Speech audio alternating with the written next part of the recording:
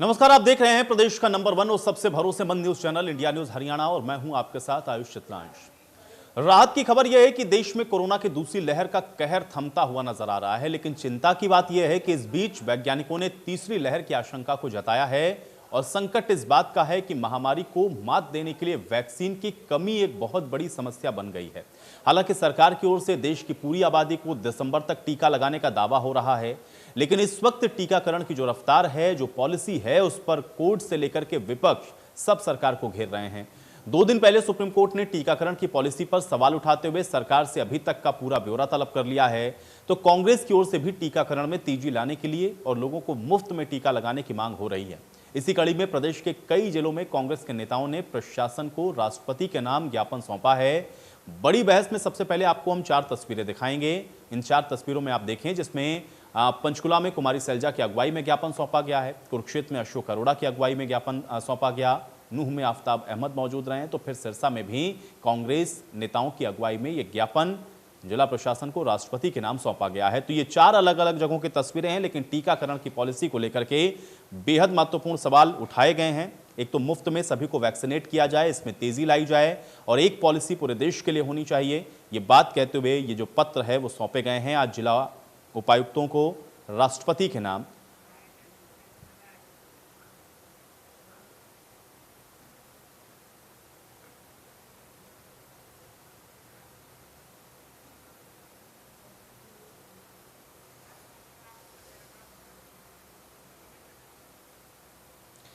तो टीकाकरण की पॉलिसी पर आप देख रहे हैं कि किस तरीके से सरकार लगातार घिरी हुई है। कोर्ट से लेकर के विपक्षी पार्टियां सभी टीकाकरण को लेकर के सवाल उठा रही हैं। वैक्सीन की कमी की वजह से आप देख रहे हैं कि टीकाकरण की रफ्तार में भी कमी आई है और साथ ही साथ टीकाकरण की जो पॉलिसी है उसको लेकर के भी कई महत्वपूर्ण सवाल हैं।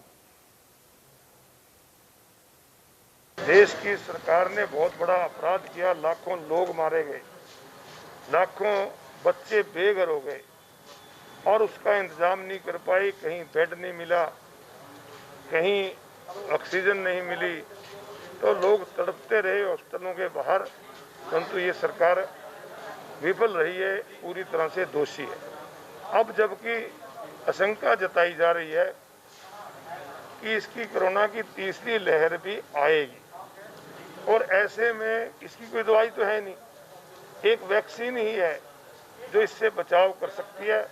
परंतु जिस प्रकार की रफ्तार से केंद्र की सरकार ने वैक्सीन खरीदने का काम किया या वैक्सीन लगवाने का काम किया, मैं तो कहूँगा उसमें भी उपहार करने का काम करते हैं। भारत सरकार को राष्ट्रपति महामहिम को ज्ञापन प्रेषित किया है मार्फत उपायुक्त नूह के, और उसमें यही मांग करी है कि तीसरी लहर की तैयारी के लिए जो वैक्सीनेशन है वो सबको मिले और प्रतिदिन 1 करोड़ वैक्सीनेशन जो है पूरे देश में लोगों को मिले, जिससे दिसंबर 2021 तक उसको पूरा हो जाए। आज की जो गति है उस हिसाब से तो 1-1.5 साल लगेगा और इस महामारी से हम अपने लोगों को बचा नहीं पाएंगे। इसलिए हमने उसमें यह भी कहा है कि अलग अलग कीमत जो है वैक्सीनेशन की इसी देश में होना बड़े दुर्भाग्य की बात है।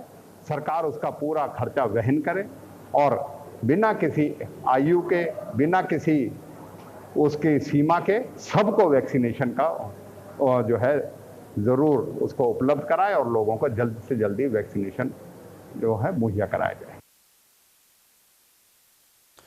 तो कांग्रेस की तरफ से आपने सुना कि ये जो बयान है वो दिए गए हैं, चूंकि आज ये एक ज्ञापन सौंपा गया है सभी जगह जाकर के जिला उपायुक्तों को, ताकि राष्ट्रपति तक ये बात पहुंच सके। तो टीकाकरण पॉलिसी को लेकर के सवाल हैं। पूरे देश के अंदर सभी को मुफ्त में वैक्सीन मिलनी चाहिए, सभी को वैक्सीन लगनी चाहिए, साथ ही साथ प्रत्येक दिन 1 करोड़ लोगों को ये वैक्सीनेट करने का जो लक्ष्य है वो सरकार को निर्धारित करना चाहिए। तो इन मांगों को इसमें रखते हुए ये मांग पत्र सौंपा गया है, ज्ञापन सौंपा गया है राष्ट्रपति के नाम जिला उपायुक्तों को। अब सवाल यही है इसके साथ कि आखिर वैक्सीनेशन को लेकर के इस समय जिस तरह की स्थितियां देखने को मिल रही हैं, सरकार इसमें आप देखें कि घिरी हुई है, चूंकि कोर्ट से लेकर के विपक्ष तक वैक्सीनेशन को लेकर के सवाल लगातार उठ रहे हैं और अब समझना यह होगा कि आखिर कैसे महामारी के इस दौर में, चूंकि वैक्सीनेशन ही एकमात्र अगर इसका बचाव है, तो फिर देश के सभी लोगों को वैक्सीनेट किया कैसे जाएगा, ये बेहद अहम है। और चलिए आज की बड़ी बहस की शुरुआत करें उससे पहले आज की बड़ी बहस के अहम सवाल उस पर भी नजर डालते हैं। सवाल आज की बड़ी बहस का यही है कि टीकाकरण पॉलिसी पर आखिर केंद्र सरकार घिरी हुई क्यों है। सवाल आज की बड़ी बहस का दूसरा यह है कि दिसंबर तक आखिर टीकाकरण का लक्ष्य पूरा कैसे होगा अगर वैक्सीन का ही टोटा अभी से नजर आ रहा हो। सवाल यह भी है कि सियासी हंगामे की वजह से क्या वैक्सीन का कोटा पूरा हो जाएगा। यह अपने आप में बेहद महत्वपूर्ण सवाल है क्योंकि वैक्सीनेशन इस समय सबसे महत्वपूर्ण विषय है और अगर वैक्सीनेशन को ही लेकर के राजनीति और सवाल हो रहे हों तो सवाल इस बात का भी है कि देश की जनता वैक्सीनेट होगी कैसे। आज इसी पर चर्चा करते हैं। तमाम मेहमान मेरे साथ जुड़ गए हैं, उनका परिचय मैं आपके साथ करवाता हूं, फिर चर्चा में आगे बढ़ते हैं। प्रवीण अत्रे जी हमारे साथ जुड़ रहे हैं, प्रवक्ता हैं भारतीय जनता पार्टी के। प्रवीण अत्रे जी बहुत स्वागत है आपका इस चर्चा में। निकिता अरोड़ा जी हमारे साथ जुड़ी हुई हैं, प्रवक्ता हैं कांग्रेस पार्टी की। निकिता अरोड़ा जी आपका भी स्वागत। रजत पंजेटा जी हमारे साथ जुड़े हुए हैं, प्रवक्ता हैं नेलो के। रजत पंजेटा जी आपका भी स्वागत। डॉक्टर वीरेंद्र यादव जी हमारे साथ आज जुड़ रहे हैं, सीएमओ हैं गुरुग्राम के। डॉक्टर वीरेंद्र यादव जी आपका भी स्वागत है इस चर्चा में। और राजीव प्रसाद जी हमारे साथ जुड़ रहे हैं, आप नोडल ऑफिसर हैं। राजीव प्रसाद जी आपका भी स्वागत है। डॉक्टर वीरेंद्र यादव जी सबसे पहले मैं चाहता हूं कि आज चर्चा की शुरुआत मैं आपसे ही करूं क्योंकि पॉलिटिकली मैं इस पर थोड़ा चर्चा बाद में करना चाहता हूं। वैक्सीनेशन को लेकर के खासतौर से अगर गुरुग्राम के लिहाज से मैं समझना चाहूं तो इस समय की मौजूदा स्थिति के बारे में आप क्या बता सकते हैं और क्या वाकई में वैक्सीन की कमी की वजह से वैक्सीनेशन का जो अभियान था वो प्रभावित हुआ है, क्या इस बात को आप कह सकते हैं डॉक्टर वीरेंद्र यादव जी? नमस्कार चित्रांश, अगर मैं गुरुग्राम की बात करूँ डिस्कशन करके तो अभी तक गुरुग्राम में सबसे ज्यादा वैक्सीनेशन हम 7,00,000 के करीब एग्जैक्टली अगर मैं कहूँ 7,19,000 और 900 के करीब लगा चुके हैं, जिसमें अगर फर्स्ट डोज की बात करूँ तो वो 4 लाख से भी ज्यादा है और अगर सेकंड टोटल कंप्लीट की बात करूं मैं तो वो तकरीबन 1,50,000 और फर्स्ट डोज 7,70,000 के करीब है, यानी 7,20,000 और जो है जी जी बिल्कुल मैं सुन पा रहा हूं, बस थोड़ा सा ऑडियो में कुछ तकनीकी दिक्कत मुझे लग रही है, लेकिन आपकी बात मैं समझ पा रहा हूं, आप कंप्लीट करें।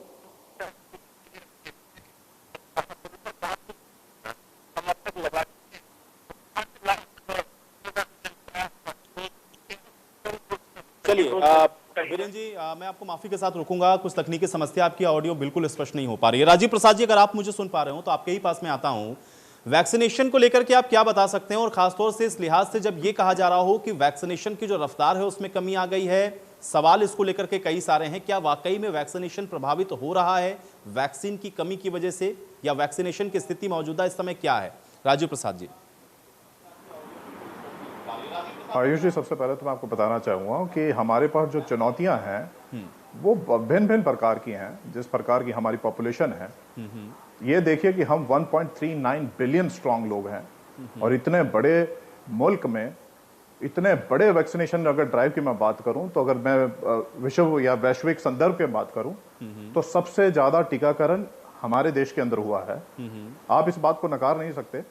अगर इस बात को देखिए कि 1.39 बिलियन पॉपुलेशन हमारी है और अलग अलग चुनौतियां, जैसे मैंने पहले भी कहा था, चुनौतियां इस प्रकार की है कि बहुत लोगों में भ्रांतियां फैली हुई हैं वैक्सीन की एफिकेसी को लेकर।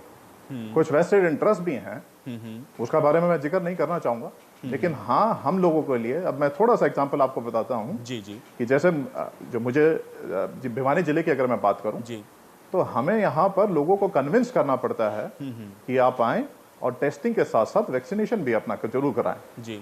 और काफी कन्विंस के बाद भी अगर वो नतीजे नहीं आते हैं तो हमें सारा दोष अगर आप शासन या प्रशासन को देते हैं तो मुझे लगता है वो भी थोड़ा सा कहीं ना कहीं गैर जिम्मेदारना है, क्योंकि लोगों को अपनी रिस्पॉन्सिबिलिटी खुद ही समझनी चाहिए। और कहीं ना कहीं मुझे लगता है कि उसके अंदर भी एक, जैसे कहते हैं बिहेवियरल चेंज, वो बिहेवियरल चेंज चाहिए वो सभी लोगों का। नहीं राजीव जी देखिए, ये बात आपकी बिल्कुल 100% सही है, इस बात से मैं भी बहुत इत्तेफाक रखता हूं, क्योंकि मेरे भी कई जानने वाले हैं या पर्सनली भी मैं इनको जानता हूं जिनको वैक्सीन को लेकर के कई तरह की भ्रांतियां हैं।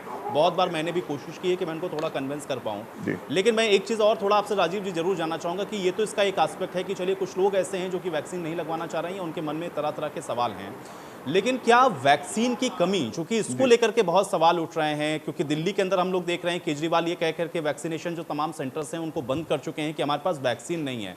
हरियाणा के लिहाज से अगर मैं आपसे समझना चाहूं कि जो टारगेट लेकर के आप लोग चले हैं कि हम इतने दिन में प्रदेशवासियों को कर देंगे, या आप भिवानी का ही स्पेसिफिक अगर बता सकें, तो क्या वैक्सीन की कहीं कोई कमी आपको नजर आ रही है कि वैक्सीन की कमी की वजह से प्रभावित हो रहा है, या लोगों के अंदर अवेयरनेस नहीं है इसलिए कम लग रहा है? क्या है कारण इसके पीछे? नहीं आयुष जी, मैं इस बात में इत्तेफाक नहीं रखता। देखिए, जहां तक हमारे पास जो भी स्लॉट मिलता है, जो कोटा हमें मिलता है, उसका हम बिल्कुल सदुपयोग करते हैं और उसी के अनुसार से उस वैक्सीन को हम लोग आम जन के अंदर उसमें वो लगाया जाता है। तो कहीं भी एक भी दिन ऐसा नहीं होगा, मैं अपने भिवानी जिले की बात करता हूं, तो कभी भी एक बार नहीं होगा कि हमारी वैक्सीन बिल्कुल एकदम खत्म होगी।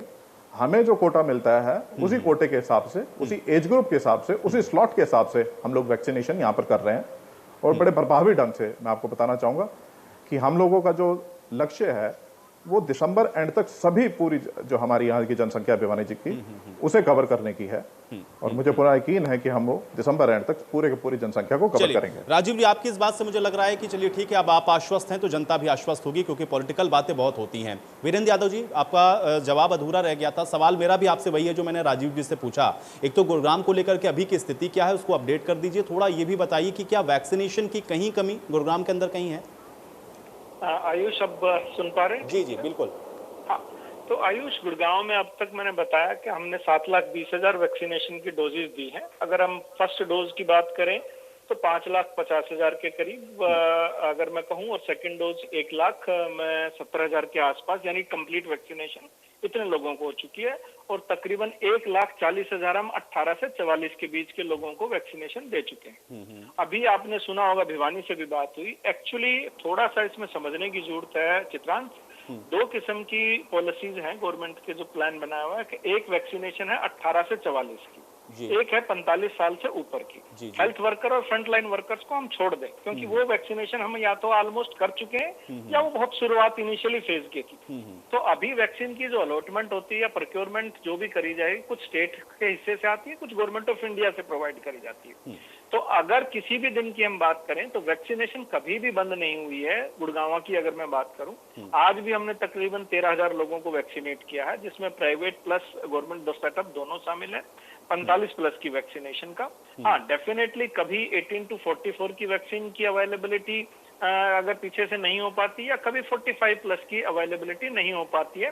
That depends upon the both, दोनों कोटा जैसे मैंने बताया, गवर्नमेंट ऑफ इंडिया और स्टेट कोटा की वजह से। लेकिन ऐसा कभी नहीं होता कि वैक्सीनेशन बंद की जाए या कभी वैक्सीनेशन बंद हो। और ऑन एन एवरेज अगर मैं कहूं तो गुड़गांव में कभी भी 10,000 से कम वैक्सीनेशन कभी नहीं हुई है। अगर पर मिलियन पॉपुलेशन या पॉपुलेशन सेंसिस या डेटा के हिसाब से मैं बात करें, आज भी गुड़गांव इंडिया और प्रदेश दोनों को, प्रदेश की तो मैं गारंटी दे ही रहा हूं आपको, इंडिया में भी संभवतः अगर पर मिलियन पॉपुलेशन के हिसाब से बात करें तो वैक्सीनेशन में गुड़गांव सबसे आगे डिस्ट्रिक्ट्स में से एक है। लेकिन वीरेंद्र जी, जो टारगेट आप लोग लेकर के चले हैं, अभी जो स्पीड है वैक्सीनेशन की, चूंकि टारगेट गवर्नमेंट ऑफ इंडिया की तरफ से भी है कि हम दिसंबर तक कर देंगे सबको, उस टारगेट के हिसाब से आप ये कह सकते हैं कि हाँ, दिसंबर तक जिस रफ्तार से अभी चल रहा है हो जाएगा, सभी वैक्सीनेट हो जाएंगे? हाँ, बिल्कुल, मुझे पूरी उम्मीद है, क्योंकि माननीय स्वास्थ्य मंत्री ने और हरियाणा सरकार ने पहले भी स्टेटमेंट भी दिया, और ये भी है कि 66 लाख हमने स्टेट कोटा से हमने अपनी वैक्सीन जो है ऑर्डर की हुई हैं, जिसमें 26 लाख कोवैक्सीन और 40 लाख जो है कोविशील्ड है। डेफिनेटली कोवैक्सीन की जो है ओवरऑल अगर मैं पूरे इंडिया की बात करूं तो प्रोडक्शन के हिसाब से 10 to 15% कोवैक्सीन अवेलेबल रहेगी और 85% के करीब कोविशील्ड प्रोवाइड करी जाएगी। और जून महीने का अगर कैलेंडर में बात करूं हरियाणा का, ऑलरेडी गुड़गांव की मैं बात नहीं कर रहा हूं, तो हम एक्सपेक्ट कर रहे हैं कि 9 लाख तकरीबन गवर्नमेंट सेटअप में और 4 से 5 लाख प्राइवेट सेटअप में हो रहा है। तकरीबन 12, 13, इवन 14 लाख तक हम वैक्सीन एक्सपेक्ट कर रहे हैं जून के महीने में। और अगर इतनी वैक्सीन आती है तो ऑलमोस्ट डेली, जैसा मैंने बताया, ये सिर्फ मैं स्टेट कोटा की बात कर रहा हूँ, गवर्नमेंट ऑफ इंडिया यानी 45 प्लस का कोटा अलग रहेगा। तो मुझे पूरी उम्मीद है कि हम डेली 10,000 लोगों को करेंगे और आने वाले टाइम में संभवतः सप्लाई चेन जो और बेटर हो जाएगी जुलाई के महीने में, क्योंकि गवर्नमेंट ऑफ हरियाणा में ने भी ग्लोबल टेंडर किया है, हमारी HMCL ने। तो मुझे उम्मीद है कि हम शायद लोगों को दिसंबर या उससे पहले ही वैक्सीनेट कर पाएंगे। ऐसा नहीं है, क्योंकि ऑलमोस्ट जैसे मैंने बताया हमने 7 लाख करीब के करीब वैक्सीनेशन डोज दी है, और अगर पर मिलियन प्रेजेंट 2011 के सेंसस की बात करूं और प्रोजेक्टेड पॉपुलेशन की बात भी करूं तो 18 to 44 की ऊपर यानी 18 से प्लस की मैं टोटल पॉपुलेशन की बात करूं तो ये तकरीबन 14 लाख के आसपास बनेगी और हम देर सवेर से इसको सबको कर पाएंगे। चलिए, ये आपने बहुत बड़ी बात कही। अब मैं प्रवीण जी आपके पास आता हूं वैक्सीनेशन पॉलिसी को लेकर के, चूंकि कोर्ट की तरफ से भी कहा गया कि आप पॉलिसी हमको बताएं गवर्नमेंट ऑफ इंडिया से। दूसरा ये है कि आज तो हम लोग देख रहे हैं हरियाणा के अंदर भी कांग्रेस की तरफ से जगह जगह जाकर के उपायुक्तों को ज्ञापन सौंपा गया है तो मुफ्त में लगाएं। दूसरा ये है कि वैक्सीन की कमी है, ये बहुत तरीके से उन लोगों ने उठाया है। मैं चाह रहा हूं कि थोड़ा स्पष्ट करें कि आप वैक्सीनेशन पॉलिसी को लेकर के वाकई में कहीं घिर गए हैं आप लोग, क्योंकि बड़े सवाल हैं इसको लेकर के। प्रवीण जी। देखिए आयुष, सबसे पहले तो मैं एक चीज जरूर स्पष्ट करूंगा आपके सवाल का जवाब देने से पहले। अगर वैक्सीन की कमी होती, खास तौर पे मैं गुड़गांव का जिक्र कर रहा हूँ, वीरेंद्र जी ने जो वहां पे ड्राइव थ्रू वैक्सीनेशन का कॉन्सेप्ट शुरू किया, बाद में पंचकुला ने उसको अडॉप्ट किया, मतलब कोई भी आए और वैक्सीन लगवाए, और वो वहां पे बहुत बेहतर ढंग से काम हुआ। क्या उससे स्थापित नहीं होता कि वैक्सीन की कोई कमी नहीं? चलिए अब सवाल का जवाब देता हूँ। देखिए, एक शब्द होता है जिसको कहते हैं हिपोक्रेसी, पाखंड। कांग्रेस ने हिपोक्रेसी और पाखंड की सारी सीमाएं लाई। जो ज्ञापन आज कांग्रेस सौंप रही थी, उनके ज्ञापन का विषय ये था कि एक तो वैक्सीन मुफ्त लगाई जाए सभी नागरिकों को, दूसरा उनका विषय ये था कि पूरे देश में एक पॉलिसी लागू। अब देखो आयुष हो क्या रहा है, जहां तक मुफ्त वैक्सीन लगाने का सवाल है, 45 से ऊपर के नागरिकों को केंद्र सरकार मुफ्त वैक्सीन लगाती है, 18 से 44 तक के नागरिकों को हरियाणा सरकार मुफ्त लगा रही है। तो मुफ्त वैक्सीन तो सरकार की तरफ से लगी रही है। इस ज्ञापन का औचित्य क्या था, पहली बात। दूसरी बात, एक पॉलिसी, भाई एक पॉलिसी इंट्रोड्यूस कर दी सरकार ने और उसमें स्पष्ट कर दिया कि पहले कोरोना वॉरियर, हेल्थ वर्कर्स, इनको वैक्सीन लगेगी।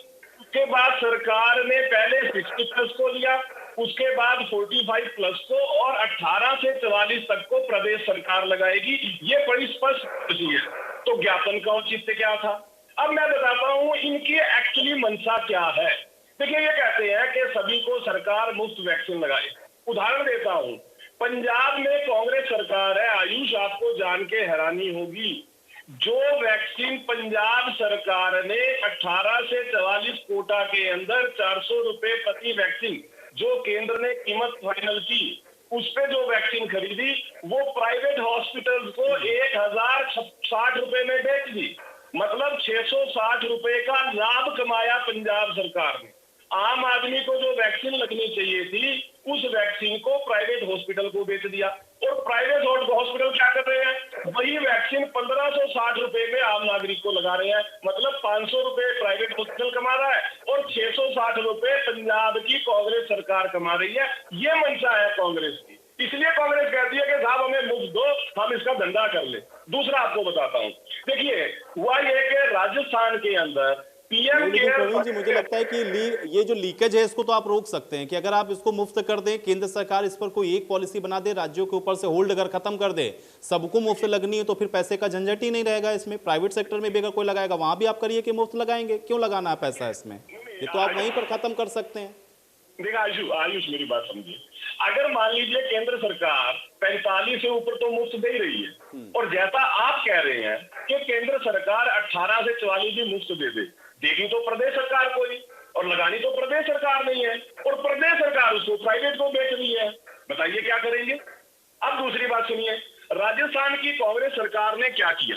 जो वेंटिलेटर पीएम केयर फंड से राजस्थान को भेजे गए, आयुष आपको जान के हैरानी होगी, 2000 रुपया प्रतिदिन किराए पे प्राइवेट हॉस्पिटल को दे दिए। ये हो रहा है इस देश के अंदर।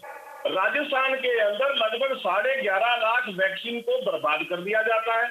वैक्सीन जो है डस्टबिन में पाई जाती है। वहाँ के तो मैं हेल्थ मिनिस्टर का स्टेटमेंट सुन रहा था अभी परसों ही, वो ये बात कह रहे थे वहां पर हेल्थ मिनिस्टर रघु शर्मा की आपने जो वेंटिलेटर दिए वो तो काम ही नहीं करते हैं, आधे से ज्यादा वेंटिलेटर तो खराब है, चलते चलते बंद हो जाते हैं बीच में। तो फिर वो प्राइवेट हॉस्पिटल ने 2000 रुपए प्रतिदिन किराए पे क्यों ले रही है? दिए तो उन्होंने ही है, वो तो वहां से पैसे कमा रहे हैं। आप उनसे ये तो पूछते कि भाई आपने अगर वो वेंटिलेटर काम नहीं कर रहे थे तो उनको वापिस भेज देते, उसको प्राइवेट हॉस्पिटल को किराए पे देने की क्या जरूरत थी? दूसरी बात, आप एक और बात आपको बताता हूँ, छत्तीसगढ़ के अंदर कांग्रेस सरकार है, 37% वैक्सीन वेस्टेज होती है। पंजाब के अंदर जो मैंने बताया कि प्राइवेट हॉस्पिटल को बेच दी, उसके अलावा रेमडेसिविर जो है सतलुज दरिया में मिलती है। राजस्थान के अंदर 11.5 लाख की वेस्टेज वैक्सीन की होती है। तो जहां इस तरह के हालात हो, वहां समझिए कि कांग्रेस कितनी बड़ी पाखंडी पार्टी है, जो चाहती है कि ये जो वैक्सीनेशन ड्राइव है इसकी रफ्तार को किसी तरह से प्रभावित किया जाए। अब आपको शुरू में 2 एग्जाम्पल और बताता हूं। आपको याद होगा जो छत्तीसगढ़ के स्वास्थ्य मंत्री थे टी.एस. सिंहदेव, उनका बयान याद कीजिए जो उन्होंने जनवरी 15 को दिया था। उन्होंने जनवरी 15 को स्पष्ट कह दिया था कि हम कोवैक्सीन का इस्तेमाल नहीं करेंगे। फिर उन्होंने ये कहा कि साहब वैक्सीन के ऊपर तो एक्सपायरी डेट ही नहीं है। आपको पंजाब के सीएम का बयान भी याद होगा, जिन्होंने शुरुआत में ये कहा था कि कोवैक्सीन का इस्तेमाल पंजाब नहीं करेगा। तो ये वो लोग हैं जो पहले इस तरह के बयान दे के भ्रम पैदा करते हैं और बाद में ज्ञापन देने पहुंच जाते हैं। चलिए प्रवीण, जब आपने बयान को कोट कर दिया, मुझे पता है कि अब यहाँ पे कौन कौन से बयान कोट होने वाले। मैं निकिता जी का रुख करूंगा। निकिता जी, चलिए जवाब दीजिए। आयुष जी, मैं बस इतनी सी छोटी सी दरख्वास्त है कि मुझे थोड़ा सा समय दिया जाए अपनी बात रखने का। बाकी मैं सबसे पहले तो ये कहना चाहूंगी कि जिस प्रकार प्रवीण अत्रे जी राजस्थान का जिक्र कर रहे थे, छत्तीसगढ़ का जिक्र कर रहे थे, पंजाब का जिक्र कर रहे थे और जिस कॉन्टेक्स्ट से कर रहे थे, वो साफ तौर से ये दिख रहा है वो कितने ये पूरी पार्टी बौखलाई हुई है इस वक्त, क्योंकि इनके हाथों, इनके पास पिछले साल से कोई वैक्सीन पॉलिसी रही नहीं, पहली बात। और वेंटिलेटर्स की जहाँ तक बात है, सुप्रीम कोर्ट ने भी फटकार लगाई है केंद्र सरकार को और हाई कोर्ट ने भी भिन्न राज्यों की हाई कोर्ट ने भी फटकार लगाई है। वो आज का मुद्दा नहीं है, उसको साइड पे रखते हैं। मुझे बहुत हंसी आती है यहाँ पर जब प्रवीण अत्रे जी पहले प्लीज प्रवीण अत्रे जी, आपके समय आपको मैंने बोलने दिया। आयुष जी, मैं डिबेट में भाग नहीं लूंगी अगर ठीक है। वैक्सीनेशन पर हम लोग आज रहते हैं, थोड़ा सा फोकस वैक्सीनेशन पर रहते हैं, क्योंकि वेंटिलेटर पर करेंगे तो फिर बहुत लंबा जाएगा। ठीक है निकिता जी, प्लीज मेरी दरख्वास्त है प्रवीण अत्रे जी, मैंने आपके समय में बिल्कुल बोला नहीं, आप मेरे समय में ना बोलने के। बाकी मुझे इस बात से बहुत हंसी आती है और हैरानी आती है कि कितने कॉन्फिडेंस से प्रवीण अत्रे जी कहते हैं कि वेस्टेज कांग्रेस रूल स्टेट में सबसे ज्यादा है। एक छोटा सा गूगल सर्च आपको बता देगा कि हाईएस्ट जो वेस्टेज है वैक्सीन की वो हरियाणा में हुई है। मैं आपको आंकड़ा भी दे देती हूँ, 6.49%। एक सिंपल गूगल सर्च आपको ये चीज बता देगी। दूसरी बात, वैक्सीन पॉलिसी जहाँ तक हमारा जो मुद्दा है उस पर मैं बता देती हूँ। वैक्सीन शॉर्टेज अभी तक है। मैं आपको बता देती हूँ ये वैक्सीन शॉर्टेज क्यों है। पिछले साल मई के महीने में हमने बार बार ये हमने दरख्वास्त करी केंद्र सरकार से कि प्लीज आप एडवांस ऑर्डर्स देना शुरू कीजिए। पूरी दुनिया में सारे जितने भी कंट्रीज हैं उन्होंने लगभग 90% पॉपुलेशन के लिए एडवांस बुकिंग, सभी जो लीडिंग वैक्सीन प्रोड्यूसर्स हैं उनमें वहां पे एडवांस ऑर्डर्स दे दिए थे मई 2020 में। हमारी सरकार जो बीजेपी रूल सरकार है वो पूरा साल इलेक्शन कैंपेनिंग में लगे रही और जनवरी 2021 में आके वो देती है ऑर्डर लगभग 16 मिलियन डोजेस। आप मुझे बताइए, जहाँ पर मतलब लोगों ने 300 मिलियन डोजेस के ऑर्डर्स मई के महीने में 2020 में लग दिए थे, हमारी सरकार जहाँ पे हमारे देश की आबादी 1.39 बिलियन है उसके लिए वो वैक्सीनेशन का जो ऑर्डर है वो पहला ऑर्डर देती है जनवरी 2021 में। फिर जो आदर पूनावाला जी है जो सीरम इंस्टीट्यूट के डायरेक्टर हैं, उनका बयान आता है कि मार्च एंड तक भारत की सरकार ने केवल और केवल एक ही उन्हें एडवांस ऑर्डर दिया है और दूसरा ऑर्डर अभी तक उनके पास आया नहीं।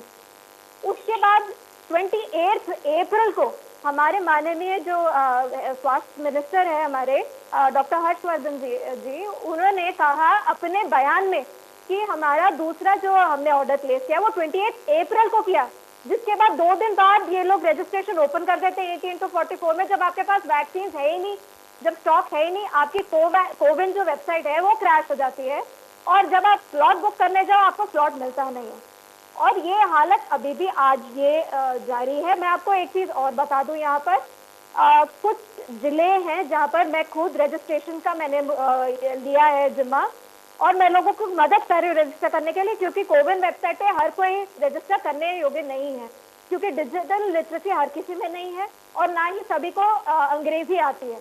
ये वेबसाइट केवल और केवल अंग्रेजी में है। तो हम बाकायदा रोज की रोज लोगों की रजिस्ट्रेशन कर रहे हैं और उसमें से लगभग हम सिर्फ 10% लोगों को अभी तक स्लॉट दिलवा पाए हैं। ये सच्चाई है। दूसरी बात यह है कि डिफरेंशियल प्राइसिंग की बात कर लेते हैं। अब केंद्र सरकार 150 रुपए में वैक्सीन खरीद रही है मैन्युफैक्चरर से और स्टेट्स को बोलते हैं कि आप 400 रुपए में खरीदिए, 600 रुपए में खरीदिए, और प्राइवेट प्लेयर्स को बोलती है आप 900 रुपए में खरीदिए और जितने मर्जी रेट पे आप इसको बेचिए। आज की डेट में आयुष, मैं आपको बता दूं, जब आप कोविन पे लॉग इन करते हैं स्लॉट ढूंढने के लिए, तो आपको केवल और केवल प्राइवेट हॉस्पिटल्स में कभी कभी स्लॉट्स मिलते हैं। और एक डोज का अगर मैं आपको बता दूं कि क्या कीमत है, 1500 रुपए। 1500 रुपए। आप मुझे बताइए कितनी आबादी है हमारी 1500 के टीके खरीद सकती है यहाँ पर? ये यहाँ पर लोगों की जिंदगी और मौत का सवाल है। यहाँ पे राजनीति का यहाँ पे कोई बात नहीं है। हम सीधे सीधे रुपए, आपने देखा सेकंड वेव में हमारा कितना नुकसान हुआ है। हम तो कब से ये चीज बोलते जा रहे हैं। प्रवीण जी ने, निकिता जी, यही बात तो कही ना कि अगर मान लिया आपने 400 में खरीदी भी तो फिर आपने बेच क्यों दी प्राइवेट हॉस्पिटल्स को? भाई वो तो मुफ्त में कम से कम लगा देते ना जितनी खरीदी थी आपने। आयुष, आप मुझे एक बात बता दीजिए कि यहाँ ये जो आप प्रवीण अत्रे जी बता रहे हैं कि ये स्टेट जो है वो प्राइवेट हॉस्पिटल्स को बेच रहे हैं, इसका कहाँ सबूत है? कौन से पेपर में रिपोर्ट है? कहीं पर भी ये नहीं है। ये हवा में बातें करते हैं तो आप मान लेंगे क्या? आयुष जी, वेंटिलेटर के लिए और वैक्सीन के ऊपर ही जब हाईकोर्ट, प्रवीण अत्रे जी प्लीज, निकिता जी, फिर आपको ये भी तो बताना पड़ेगा ना, इसका भी तो सबूत बताइए ना कि केंद्र सरकार ने कहा प्राइवेट प्लेयर से कि आप 900 में खरीदिए और जितनी मर्जी में आप बेचिए जाकर के। कहाँ स्टेटमेंट है वो दिखाइए मुझे। ये तो बिल्कुल वैसा ही जवाब हो गया। आयुष जी, मैं खुद पत्रकार। केंद्र सरकार क्यों कहेगी कि आप 900 में खरीद करके आपको जितनी मर्जी में बेचिए? वो तो केंद्र सरकार ये भी कहेगी कि हाँ 900 में खरीदी, 900 में लगा दीजिए। कोई बात नहीं, आप इतने आहत मत होइए, आपको आराम से ये चीज आपको मिल जाएगी। सुप्रीम कोर्ट ने फटकार लगाई, हाई कोर्ट ने फटकार लगाई, ये सब न्यूज़पेपर्स में छपा है, आपके चैनल ने ये चीज फैलाई है। तो यहाँ पे झूठ का सवाल तो उठता ही नहीं। ये लोग हवा में बातें करते हैं, आप खुद वेरीफाई करें। नहीं, लेकिन जितनी मिली कम से कम वो तो लगा देना, वेस्टेज ना हो, उस पर फोकस हो, जितनी मिल रही है उतनी तो लगे ना कम से कम। ये भी एक बहुत बड़ा इशू है। और आपसे निकिता जी सवाल मेरा इसीलिए ये है क्योंकि आपकी बहुत स्टेट के अंदर जो है गवर्नमेंट है, इसलिए अगर आप वहां पर बहुत बेहतर करके अगर आप दिखा रहे होते तो इनके ऊपर सवाल हो जाता। रजत पंजेटा जी, मैं तो ये कह रही हूँ कि हाईएस्ट वैक्सीन वेस्टेज, प्रवीण जी, ठीक है रिपोर्ट कहती है कि सबसे हाईएस्ट वैक्सीन वेस्टेज जो हरियाणा में रिकॉर्ड की गई है, उसका क्या जवाब है? ठीक है, चलिए पंजेटा जी। आयुष जी, 27 मिनट हो गए मुझे सुनते हुए सबको। मेरा आपसे आग्रह है कि मुझे कृपया करके समय दीजिएगा। और अत्रे जी को मैं कहूंगा थोड़ा अपना जनता तक जो भी हम कुछ बोलते हैं वो जनता तक पहुंचना चाहिए। बीच में डिस्टर्ब करके कहीं ना कहीं जो जनता तक कोई काम की बात पहुंचनी होती है वो नहीं पहुंच पाती है। तो अगर अत्रे जी ने माननीय उच्च न्यायालय टिप्पणियों को अगर ध्यान से उसका अध्ययन किया होता तो अत्रे जी समझ जाते कि जो कांग्रेस का जो ज्ञापन दिया गया है उसमें स्मार्ट वर्क ज्यादा था, हार्ड वर्क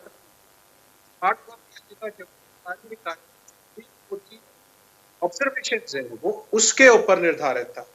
सुप्रीम कोर्ट ने, माननीय सुप्रीम कोर्ट ने लताड़ लगाई है सेंट्रल गवर्नमेंट को ये कहते हुए जो 18 से 40 साल तक वैक्सीनेशन पॉलिसी है वो आर्बिट्ररी यानी कि तर्कहीन, मनमानी और तर्कहीन, ये दो जो है शब्दों का माननीय सुप्रीम कोर्ट ने जिक्र किया है कि वो इरैशनल है और आर्बिट्ररी है। अब आपको जो मुख्य बिंदु है उनके ऊपर मैं चर्चा करना चाहूंगा तो अत्रे जी को भी समझ में आ जाएगा कि जो कांग्रेस का ज्ञापन था वो किस पर निर्धारित था। उसके बाद में वैक्सीनेशन और थर्ड वेव और ये इम्यूनिटी कैसे इंटर रिलेटेड है, मैं उसके लिए समय के लिए आपसे मांग रहा था। पहला तो सुप्रीम कोर्ट ने कहा है कि एंटायर जो पॉपुलेशन है वो एलिजिबल है, पूरी पॉपुलेशन को लगना चाहिए। दूसरा जो पेड सिस्टम है स्टेट का और यूटी का जो आप ले रही है उसके ऊपर खासकर जो पेड सिस्टम है, उसको माननीय सुप्रीम कोर्ट ने कहा है कि ये जो है ये आर्बिट्री है, ये तर्कहीन है और ये रैशनल है। उसके बाद जो पॉलिसी के लेके जो हमारे जो कॉन्फ्लिक्ट है पॉलिसी के, constitutional balance of responsibilities between centre and state, ये बिंदु उठाया है माननीय सुप्रीम कोर्ट ने।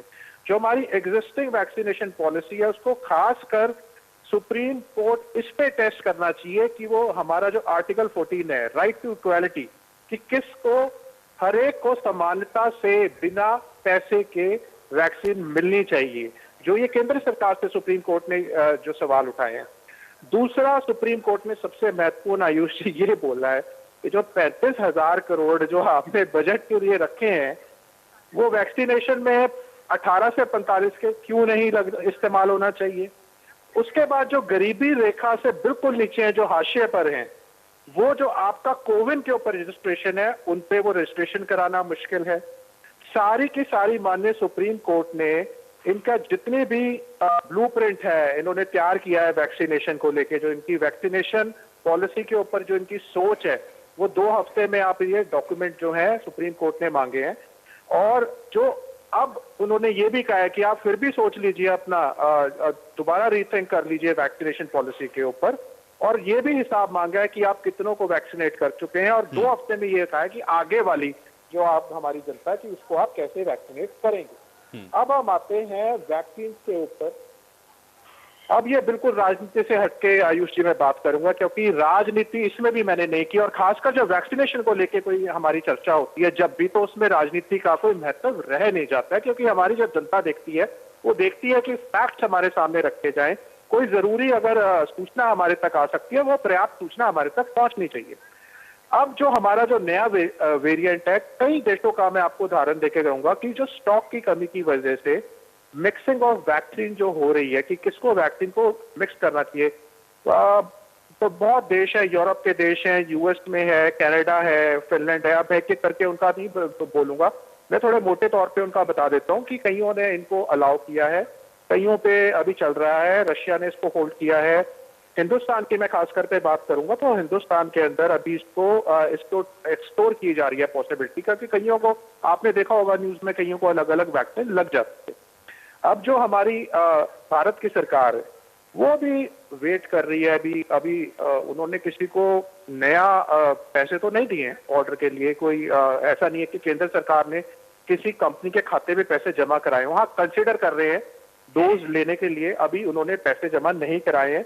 6 अलग अलग वैक्सीन है, जिसमें सीरम इंस्टीट्यूट की कोवैक्स है, कोल्ड बी वैक्स है, जॉनसन एंड जॉनसन की जेसन वैक्सीन जिसको कहते हैं, जोकोवी है, एक mRNA वैक्सीन है और एक नेजल वैक्सीन है जो भारत बायोटेक की है। अब आयुष जी मैं आता हूँ सबसे अहम बात के ऊपर, हमारी जो सेकंड वेव है ना आयुष जी, उसमें हिंदुस्तान जो है वो सबसे ज्यादा प्रभावित रहा है सेकंड वेव के अंदर। 320% पूरे विश्व में नंबर 1 पहली वेव से अगर कंपैरिजन किया जाए तो हिंदुस्तान 320% हायर जो दुनिया में। उसके बाद यूएसए 285%, इंडोनेशिया 200%, रशिया 150 और अर्जेंटीना 115%। अब हमने आयुष में सारा खेल अभी जो खेल दी मैं सॉरी ये जो सारा का सारा हमारा है, ये सिर्फ आपको पता है कि कोविड है क्या, इम्यूनिटी को लेके है, जो भी हमारी वैक्सीन है, ये सारा का सारा। अब ये थर्ड वेव की बात करते हैं आयुष जी, और इम्यूनिटी लेवल के अगर मैं बारे में बात करूं तो इसमें इंक्रीज होना बहुत जरूरी है। आज के दिन लोगों को जिनको 2 डोज लग चुके हैं आयुष जी, हमारी टोटल पॉपुलेशन का जो इम्यूनिटी लेवल में मैं खासकर बात करूंगा वो 3.4% है सिर्फ। और जो लोग कोविड से कोविड हो चुका था जिनको, और जो कोविड के बाद जिनमें इम्यूनिटी आई है वो 2% है, यानी टोटल पॉपुलेशन का 5.4%। अगर आज हम जिस गति से वैक्सीनेट आज की डेट में जितना जो है जिस हिसाब से वैक्सीनेशन कर रहे हैं वो है लगभग 2 मिलियन डोजेस का, यानी 20 लाख पर डे के हिसाब से हम वैक्सीनेट कर रहे हैं। अगर उस स्पीड से हम करेंगे 31 दिसंबर तक यानी साल के अंत तक अगर हम देखें तो केवल 21% लोगों में इम्यूनिटी हासिल हो पाएगी इससे, जो कि देखिए अगर आप तीसरी वेव की हम बात करते हैं तो अगर इस हिसाब से रहा तो रोज के 40 से 45 हजार की जो स्टडी है वो केसेस पर डे की बताती है, वो थर्ड वेव में घातक हो जाएगा हमारे लिए। और अगर हम इसको 6 मिलियन करते हैं, 60 लाख अगर पर डे करते हैं तो 43% हम इम्यूनिटी लोगों में हासिल कर पाएंगे। और इस हिसाब से अगर हम 90 lakh vaccine dose per day लगाते हैं तो 60% लोगों में हमारे इम्यूनिटी आ पाएगी। आयुष जी, होगा कैसे ये? होगा कैसे ये? होगा जितनी हमारे पास वैक्सीन उपलब्ध होंगी, ये सिर्फ उससे होगा। यहाँ हम मार खा रहे हैं आयुष जी, यहाँ हम इतने पीछे आ चुके हैं। मैं आपको ये हवाला देना चाहूंगा, Duke global health innovation centre की यूएस की अभी ये अवेलेबल है इंटरनेट के ऊपर, आप सर्च करेंगे आपको पता चल जाएगा। यूएस ने जुलाई 2020 में नोवावैक्स की 100 मिलियन डोजेस, जुलाई 2020 में फाइजर की 100 मिलियन डोजेस, अगस्त 20 में जेसन के 100 मिलियन डोजेस, अगस्त 20 में मॉडर्ना की 100 मिलियन डोजेस, 400 मिलियन डोजेस। अभी एक पिछले डिबेट में हम बात कर रहे थे, मैंने ईयू का एग्जांपल दिया था, तो परवीन अत्रे जी उस डिबेट में थे। परवीन अत्रे जी ने मुझे ये कहा था कि अरे आपको पता है यूरोपियन यूनियन में 27 कंट्रीज आती हैं। मैं इसका जवाब आज अत्रे जी को देना चाहूंगा कि जो उनकी पॉपुलेशन है वो हमसे 60 करोड़ कम है। पिछले साल उन्होंने 800 मिलियन डोजेज यानी 80 करोड़ डोजेज का ऑर्डर दे दिया था, और अभी लेटेस्ट अप्रैल के महीने में एक फ्रेश ऑर्डर लगाया जो मैंने पिछले चलिए, कुल मिलाकर पंजेटा जी आपका ये कहना है तो पॉलिसी सही नहीं है इनकी, ठीक है, और जिस रफ्तार से हो रहा है उस रफ्तार से कर नहीं पाएंगे। एक एक करके मैं फिर से इस पर रिएक्शन लेता हूं। राजीव प्रसाद जी, अभी आपने कहा, चूंकि स्पेसिफिकली आप भिवानी का बता रहे थे, पंजेटा जी ने बहुत आंकड़ा रखा, उन्होंने देश का भी और प्रदेश का भी जिक्र कर दिया। वाकई में ये रफ्तार धीमी है क्या राजीव प्रसाद जी? क्योंकि वो तो बहुत सारे आंकड़े रख रहे हैं पंजेटा जी यहाँ पर। आयुष जी, देखिए, मैं इसमें ये थोड़ा सा बताना चाहूँगा कि जिस प्रकार का मैं अपने भिवानी का बताता हूँ, जिस प्रकार का हम लोग को टारगेट लेके चले हैं, वो टारगेट के हिसाब से हम लोग उसे अचीव कर रहे हैं। और जो गोल पोस्ट है जो हमने डिसाइड किया है कि दिसंबर से पहले सभी को, वो हम, और मैं पूरा आश्वस्त हूँ कि इसी स्पीड से अगर हम चलते रहेंगे तो वो अचीव करेंगे बिल्कुल। जैसे कि सिविल सर्जन साहब बता रहे थे कि गुड़गांव में सबसे ज़्यादा वैक्सीनेशन हुआ है, अगर पॉपुलेशन के हिसाब से देखा जाए तो वो बहुत एक अच्छा आंकड़ा है। और उसी हिसाब से मैं भिवानी की अगर बात करूं तो पर मिलियन डोजेस के हिसाब से अगर यहाँ पर वो करा जाए तो हम लोग जो अपना पर डे का जो है, जो हम लोगों का टारगेट है, वो हम लोग अचीव कर रहे हैं। और जैसा आपको बताया था मैंने पहले आयुष जी कि जो हमारे पास स्लॉट्स आते हैं, जो कोटे की मैं बात कर रहा हूँ, वो कोटा हम उसी पर एग्जॉस्ट कर रहे हैं और लोगों को कन्विंस कर रहे हैं, अवेयर कर रहे हैं कि आप भी आगे आए और आगे। यहाँ पर एस्टैब्लिश कर रखा है 28 हमारे यहाँ पर साइट्स हैं जहाँ पर डेली वैक्सीनेशन लगाई जाए। और वेस्टेज को लेकर के भी बहुत सारे सवाल थे यहाँ पर। क्या वेस्टेज को भी कम करके या फिर वॉइल में कुछ रह जाता है, कुछ परसेंटेज या कुछ जो ज्यादा भरा जाता है, अगर उसका भी हम इस्तेमाल करें तो वो 1-2 डोजेज और बन सकती हैं? क्या उस पर भी फोकस आप लोग कर रहे हैं? क्योंकि ये भी बहुत जरूरी है कि इस समय वेस्टेज ना हो वैक्सीन की। राजीव जी। आयुष जी, मैं बता देता हूँ कि जिस प्रकार की जो गाइडलाइंस है, हम लोग को उसी गाइडलाइंस के हिसाब जो लगाने वाले, जैसे मैंने कहा था 28, तो हम बहुत अच्छी तरीके से बताते हैं जो गाइडलाइंस के अनुरूप ही उस वैक्सीन का यूज करने हैं। एक वाइल के अंदर जो 10 डोजेज बताई जाती है, और ये भी बताया गया है कि उस वाइल को खुलने के विद इन 4 आवर्स में उस वैक्सीन को यूज करना है, उस वाइल को कंप्लीट करना है। तो अब जो जैसे मैडम निकिता जी बता रहे थे, वो जो शुरू के जो आंकड़े थे उससे थोड़ा सा जिस प्रकार से कोई चीज नहीं आती है तो उसके बारे में यूज है, थोड़ी दिक्कत आती है, लेकिन बाद में एक बार प्रोसेस जब स्ट्रीमलाइन हो जाता है तो उसका जो हो जाता है तो उसका जो वेस्टेज थी वो वेस्टेज में बहुत ज्यादा मिनिमाइज कर दिया गया। डॉक्टर वीरेंद्र यादव जी, एक तो वेस्टेज और दूसरा ये है कि वैक्सीनेशन के लिए प्रॉब्लम तो लोगों को हो रही है। आप कह रहे हैं कि हम इस रफ्तार से कर लेंगे, लेकिन लोगों को मिल नहीं रहा है, कहीं स्लॉट बुकिंग नहीं हो रही है, नहीं तो लोगों को पैसे दे करके खर्च करके लगवाना पड़ रहा है वैक्सीन। जहां फ्री में हो रही है वहां पर दिक्कतें हैं लोगों के सामने। इसको कैसे दूर कर रहे हैं और इस तरीके से कैसे होगा पूरे गुड़गांव का भी अगर मैं जिक्र करूं, सभी को वैक्सीनेट कर पाना? वीरेंद्र जी।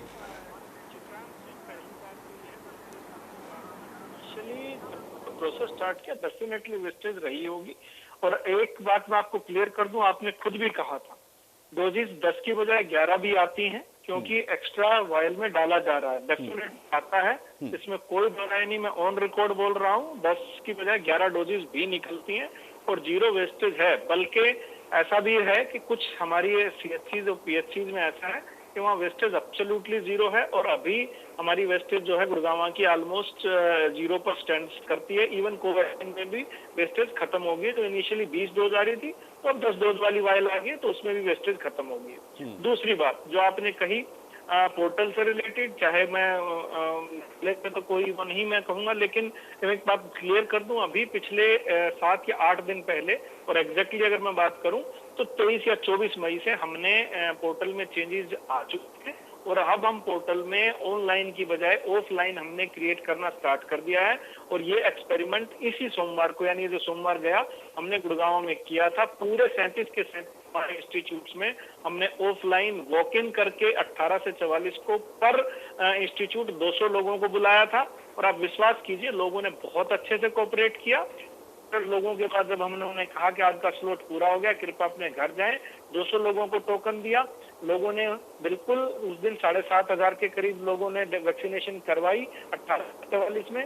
और ड्राइव थ्रू में तो हम पहले ही ये काम कर रहे हैं, वॉक इन करके आइए। और आने वाले दिनों में मैं आपको ये बताना चाहूंगा, निकिता जी भी कह रहे थे, मैं सभी को बताना चाहूंगा आपके चैनल के माध्यम से, कि गांव के जो एरिया है, जो भाई हमारे जो मोबाइल या स्मार्टफोन का यूज नहीं कर सकते, हम उनका ऑफलाइन करेंगे, या तो उनके सरपंच के नाम से या मोबाइल से क्रिएट किया जाएगा। ऐसे ही हम विडो आश्रम्स में कहें, या फिजिकली चैलेंज कहें, या जेल इनमेट्स का कहें, स्पेशल सेशन क्रिएट किया जाएगा। वहां पर किसी एक व्यक्ति का मोबाइल नंबर से वो सेशन क्रिएट किया जाएगा, कि सभी लोगों की वैक्सीनेशन 100 का स्लॉट करके करी जाएगी। हाँ, वैक्सीन की अवेलेबिलिटी डेफिनेटली मैं आपसे चित्रांश आपके साथ हूँ, अवेलेबिलिटी पर तो डिपेंड करेगा। चलिए, ये आपने बड़ी बात कही है प्रवीण जी। मैं यहीं से चाहता हूँ शुरुआत करें।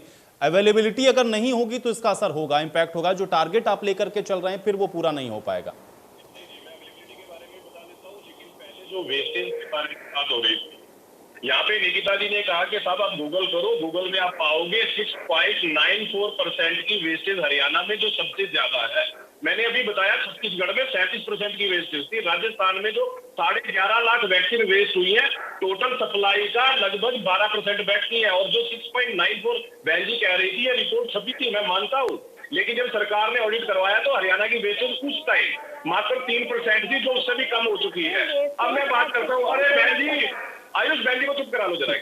अब देखिए, अब दूसरी बात आ जाती है। देखिए, यहाँ पे रजत पंडेता जी एक बात बोल रहे थे कि यूएस गवर्नमेंट ने फाइजर को, मेडर्ना को, जॉनसन एंड जॉनसन को जुलाई में ऑर्डर दे दिया, लेकिन वो साथ में एक बात छुपा जाते हैं कि यूएस गवर्नमेंट ने जो उनकी स्वदेशी कंपनी थी, उनके ऊपर ये बंदिश लगा रखी थी कि वो देश से बाहर सप्लाई तब तक नहीं कर सकते जब तक लोकल डिमांड पूरी नहीं हो जाती। 3 दिन पहले यूएस ने वो बंदिश उठाई है। एक दूसरा, यूएस का आज ही बयान आया है जिसमें यूएस ने ये कहा कि इंडिया ने जिस तरह से वैक्सीन की प्रोडक्शन को बढ़ाया है, वो विश्व के लिए गेम चेंजर साबित होगा। ये आज का बयान है। इसके अलावा 70 मिलियन डोजेज जो यूएस जो है इंडिया को दे रहा है, वो अलग मैटर है। अब आ जाती है कि कैसे अवेलेबिलिटी होगी। देखिए, अभी पंडेता जी ये कह रहे थे कि भारत सरकार ने किसी कंपनी को एडवांस नहीं दिया। इनका जो इशारा था वो विदेशी कंपनियों पे था, चाहे वो हम फाइजर की बात करें, चाहे मडर्ना की बात करें, चाहे जॉनसन एंड जॉनसन की बात करें। लेकिन ये भूल जाते हैं कि कल ही भारत सरकार ने बायो-ई हैदराबाद की एक कंपनी को 1200 करोड़ रुपए का एडवांस देकर नया ऑर्डर प्लेस किया है, जो तीसरी वैक्सीन देश के अंदर अवेलेबल हो रही है। उसके बाद भारत बायोटेक ने जो अपनी जिस तरह से प्रोडक्शन बढ़ाई है, उसके ऊपर एक फीडर गवर्नमेंट की तरफ से बाकायदा आया कि अक्टूबर के अंदर, जैसे जो हम कोवैक्सीन की बात करते हैं, भारत बायोटेक की बात करते हैं, जो 1 करोड़ वैक्सीन पर मंथ की प्रोडक्शन थी, वो 10 करोड़ वैक्सीन पर मंथ की प्रोडक्शन हो रही है। जो कोविशील्ड है, उसकी वैक्सीन प्रोडक्शन 6.5 करोड़ डोजेज से 11 करोड़ डोजेज पर मंथ हो रही है। इन बातों को हमारे जो मित्र है वो छुपा जाते हैं। उसके अलावा मित्र ये भी नहीं बताते कि जो पंजेटा जी से जवाब ले लेते हैं। पंजेटा जी देखिए बोलना चाह रहे हैं। पंजेटा जी, आयुष अपनी बात पूरी करूं, अपनी बात पूरी, एक रिएक्शन ले लेते हैं। प्रवीण जी, मैं आ रहा हूं आपके पास। पंजेटा जी, हाँ, क्या कहना चाह रहे हैं पंजेटा जी? देखिए आयुष जी, इन्होंने ये बताया कि हैदराबाद की जो एक कंपनी है, उनको इन्होंने इंडियन गवर्नमेंट ने ऑर्डर दिया है 1200 करोड़ का नहीं, 1500 करोड़ का ऑर्डर है, मगर 1 रुपया भी दिया नहीं है। देंगे, फैक्ट्स क्लियर कीजिए। 1200 करोड़ 30 करोड़ डोजेज का, अरे देंगे 30 करोड़ डोजेज। आप चेक कीजिए, मैं चेक करके बोल रहा हूँ।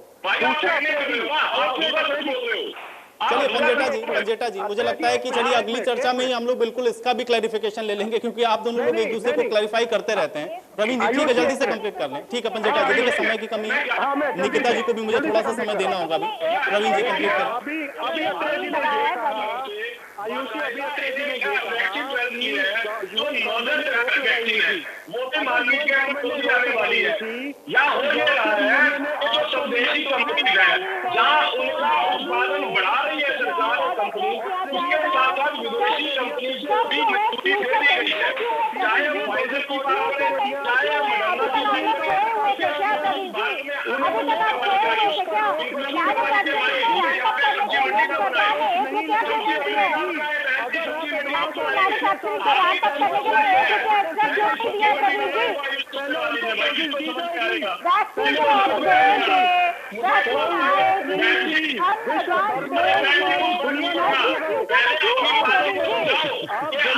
चलिए एक एक करके बोल लीजिए, मुझे लग रहा है सब तीनों लोग आप लोग एक साथ बोल रहे हैं, इसलिए समझ में नहीं आ रहा कौन क्या कह रहा है।